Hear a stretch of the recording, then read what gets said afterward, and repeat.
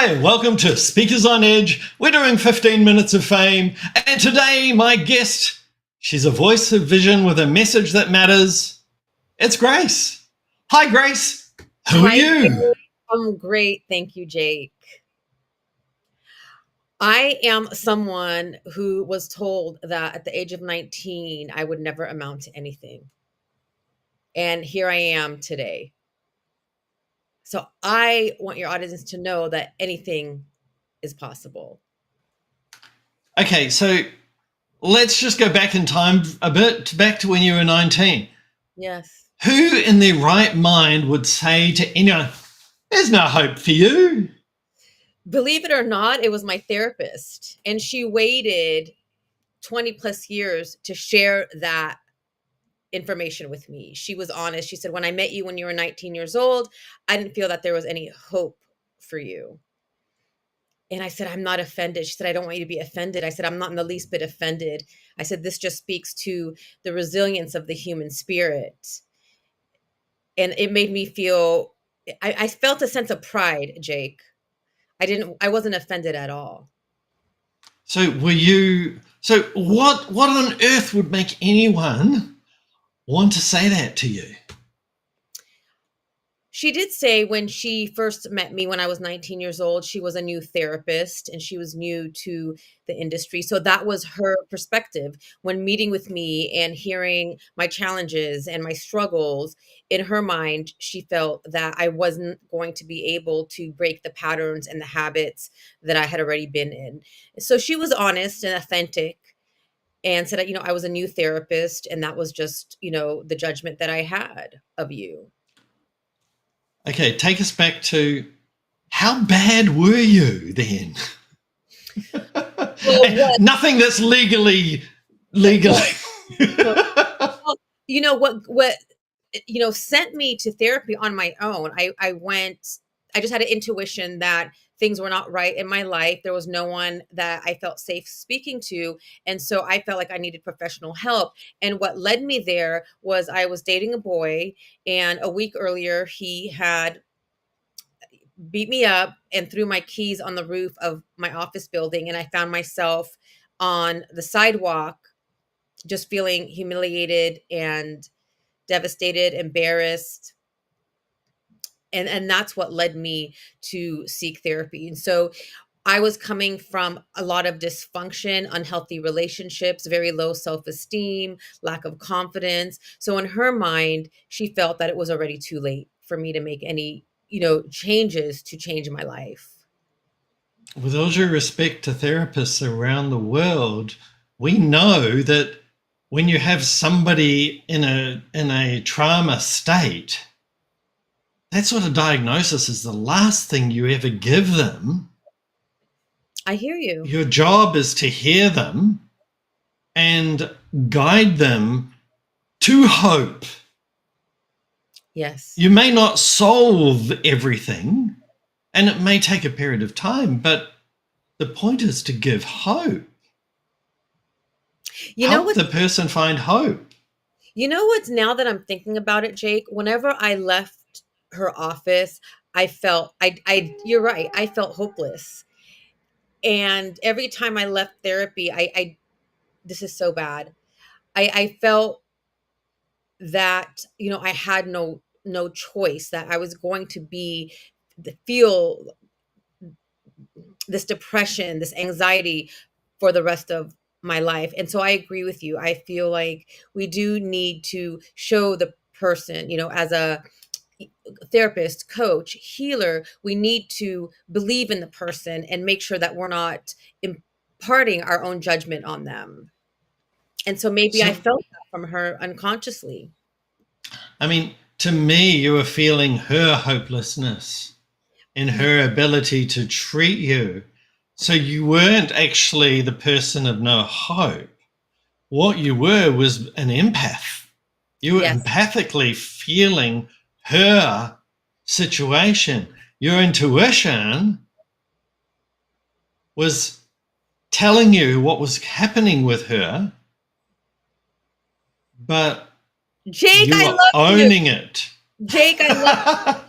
You know why? Because this is the first time because I'm constantly reflecting and looking back. This is the first time that I recognize, with your help today, that when I left there in that hopelessness, you're right, I had absorbed her perspective of my situation. And so I Yeah. was leaving there absorbing her energy because I am an empath. So thank you so much. Like, I can't believe, 25 plus years later, like, I have that realization and you helped me get to that realization. So you're amazing. It's my honor. It's an honor. See, what everybody listening and watching doesn't know, or they might know if they've seen some of the other episodes, is my background. And I haven't told you about my background at all because this is your 15 minutes of fame. I want to hear it, Jake. But that's my book, Jake Ryder, A Real Psychic Medium on Reality TV. So, So this is why I have these intuitive moments. I love it. Because I am definitely, am very intuitive and clairvoyant, and that is the first time. So you're on. So you are the real deal, Jake Ryder. I've been tested. I've been in competitions, and I got third place, competing against psychics from all over the world. Oh my! I didn't even realize they have psychic competition. Oh yeah, there were psychic competitions, and this was in Ukraine. And there Wow. were 150 people that I competed with from the US, UK, Europe, Russia, Ukraine, of course, And you came in third? various other countries, and I got third place. Yeah. That's amazing. That's amazing. Yeah. So, So now I have the honor of talking to someone like yourself thank you. Thank you. I appreciate who has that intuition, who has those connections, who has those abilities. And it doesn't matter what people's religious beliefs are. What matters is what's in here. I agree. And then what comes out of here. I agree. I agree. And oftentimes I feel like people feel like for you to be authentic, you have to communicate whatever is in here. And I believe that as long as you're being authentic to yourself, that's what matters. Because oftentimes I don't I don't believe we want to communicate everything that's coming out of here, that's coming out of our mind, because we're also processing, we're taking in messages, and it's not always meant to be verbalized, if that makes sense. Absolutely. So here we have you, this highly intuitive, empathic person in her 20s. How was that after you'd seen this amazing therapist who was pretty much dumping her own fears on you? With all due respect to her, Yeah, it was her fears. true. How That did is, you handle the next few years? well, believe it or not, I saw her on and off for 25 years. And I do appreciate her very much. I didn't know what I didn't know until I know it, and now I see it. And now it really explains why I didn't really have a real life transformation until I went back to get coach certified. And that's when I had my real life transformation. So you're really helping me kind of connect the dots today. I saw her on and off for 25 years because there was no one else for me to speak to. And she felt the safest in that time because I didn't know any better. And I'm still grateful to her because she did give me a place to empty out at least. And so, what are you doing now? And how's that helping your community? So what I do now, I'm an entrepreneur and I have, my staffing business I've had for 26 years. And in that business, a big piece of it was coaching. That's why the next natural step was starting the coaching side of the business 10 years ago. And so right now I do work with high performers, leaders, founders to help them uncover their unconscious patterns that are keeping them stuck. And a lot of my work with, my clients is very intuitive. And I know that you understand that. And that's what I do, just help them uncover what's keeping them from getting to that next level in their business and their life. And what's your next level? My next level is to be on Mm. your level. I've got a lifetime of experience decades and decades and decades of experience doing this. That's amazing. It's been a challenging road, absolutely challenging.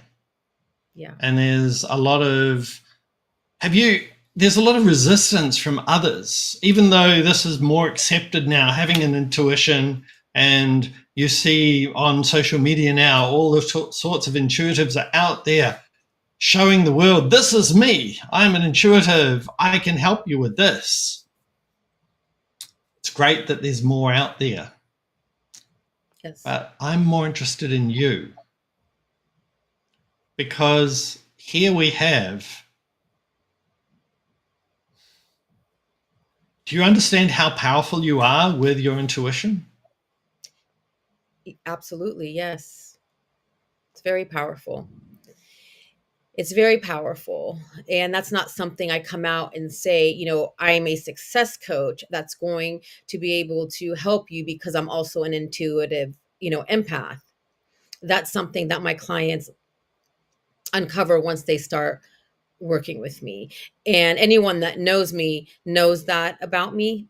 I had one time my staffing coach, he's like, how do you have a 1-to-1 ratio? Like, how do you send out one person and they get the position? And I said, well, I just have a feeling. He's like, well, you're not God. Send 3 people. Don't just send the one. So it's helped me be, successful personally and professionally before I even knew what it was, Jake. I had no idea that it was intuition and empathy and clairvoyance. Yeah. And have you developed any of your other clear skills besides the clairaudience? The Clairvoyance, sorry. I'm constantly, working on developing my skills, and I believe we all have the skills. And the best way for us to develop the skills is to get quiet with ourselves. So I absolutely make sure to have quiet time with myself and source every single day, because so many of us are in a fight or flight response all day long that we don't realize it. And so when we get quiet, that's when we tap into our intuition, because we all have it. It's And just, how we do have that intuition. So how do you handle the emotions that come up? well, that goes back to learning to breathe, learning to clear my energy, and recognizing, because oftentimes when I get out of alignment, I believe it's me. I don't realize, like, I've just absorbed someone else's energy, or I've picked up on someone else's field. And so for me is I get in a quiet space and I start to breathe, and I ask source to help me ground myself back into my energy and into my power. And how well does that work for you? It's amazing how well it works. And it's also the intention. If with me setting that intention, it works. If I am completely out of alignment, out of my body and spinning in chaos, it doesn't work. I really need to bring myself to center, and it works every time. Yeah. One of the things that I personally do when I'm doing that sort of breathing exercise, I wiggle my toes. I just Mm, wiggle my toes because it forces me down into my body and taking the energy all the way down. yes, yes, And it's yes. such a simple technique, and you can do it anywhere. I've done it in board meetings and corporate meetings. I've done it on stage when I've been presenting. I've done it in front of TV cameras. I think that's a If something is a bit difficult or challenging for me to deal with, there's lots of emotion around, I just wiggle my toes, I love that one. I'm take gonna a try. breath, Mhm. and no one knows that's what I'm doing. Yes. It And it's reminds me of such the a powerful technique. It's so powerful. And Jake, it reminds me of the duck. So someone gave me this metaphor and I love it. You see the duck above the water and it's gliding gracefully, yet underneath you don't see their feet.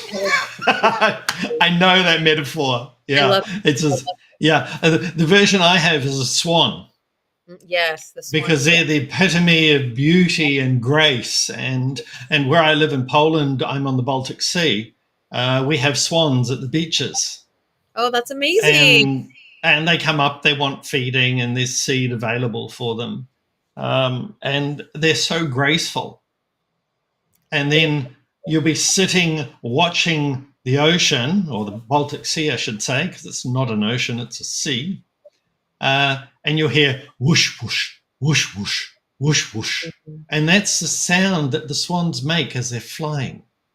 Because their wings are so large, they actually make sound. And Mm, it's the most beautiful sound you could have next to the ocean.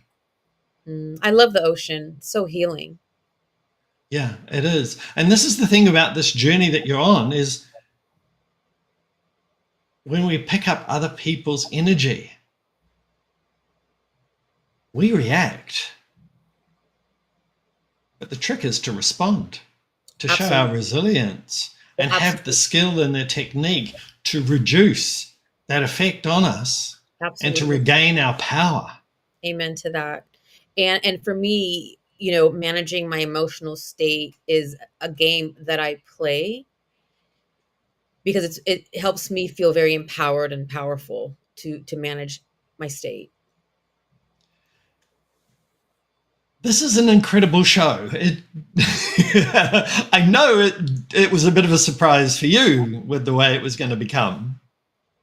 And I hope that anyone watching, you understand that having intuition is empowering. Yes, Feeling what other people feel is empowering because you can actually help others on the way.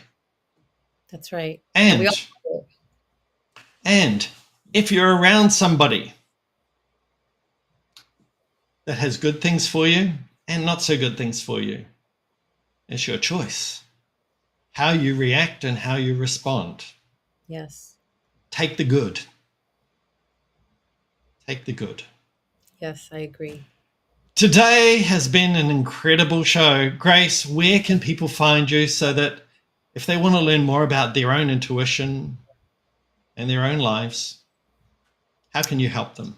Yes, thank you, Jake. They can find me at www.graceredman.com, and that's Redman. Or if you just Google Grace Redman, my LinkedIn, Facebook, and Instagram will come up. Also have the podcast Real Talk with Grace Redman, where you can find hundreds of hours of complimentary content to help you on your journey. Lovely. Thank you so much for being here today, Grace. That's Jake, it for Speakers on Edge. Our voice of vision, sharing a message that matters. Grace Redman, thank you so much for being here. We'll see you next time on thank you, Jake. Speakers on Edge. Bye.